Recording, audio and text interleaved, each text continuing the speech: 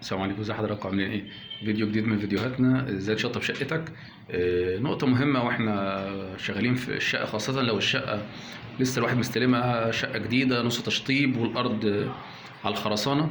نخلي بالنا يا جماعة ان واحنا قبل ما الناس تشتغل وتخمر في نقطة مهمة جدا تفيدنا وتفيد الخرسانة وتفيد الناس الجار اللي تحت، هي ان انا افرش مشمع واحط فوقه حاجه اسمها طبليه، حاجه طبليه كده افردها 2 متر في 2 متر بمونه خفيفه كده، بحيث لما اجي ابلط فوقها او لما اجي قصدي اخمر فوقها او حاجه، الميه ما تنزلش في الخرسانه تبوظ حديد تسليح او تمتص في الخرسانه وتبدا تتنقل رطوبه في سقف الجار اللي تحت، خاصه لو الجار اللي تحت مشطب ومخلص يعني حرام ابوظ له الريسبشن بتاعه، او في نفس الوقت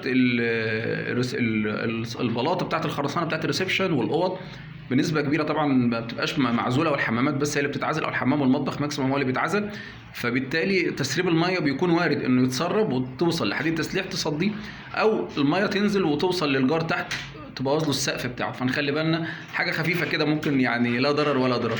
ربنا يبارك في حضراتكم، وان شاء الله معادنا مع فيديو جديد ازاي تشطب شقتك. السلام عليكم.